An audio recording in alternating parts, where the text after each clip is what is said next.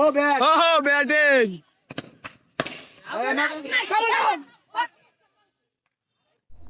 আসসালামু আলাইকুম। হাই, আমি আরাফাত। অনেকদিন পর ক্রিকেটে ফেরা। তো আমার সাথে আছে মরিজুনিয়া ক্রিকেট ক্লাব। তো চলুন দেখা যাক ক্রিকেটে ফিরে কি করে এই মরিজুনিয়াবাসী।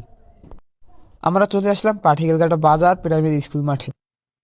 তো এসেই আমরা টস করলাম। টসে কিন্তু আমরা কোনো জায়গায় হারি না।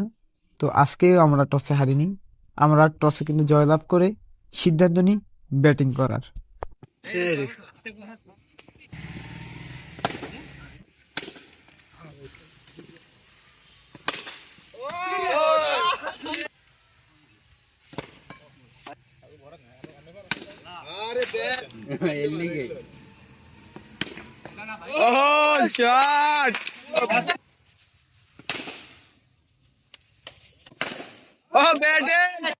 আমরা কিন্তু বাংলাদেশের মতন ব্যাটিংটা করি না, আমরা কিন্তু ব্যাটিং করেছিলাম আজকে ইন্ডিয়ার মতন করে।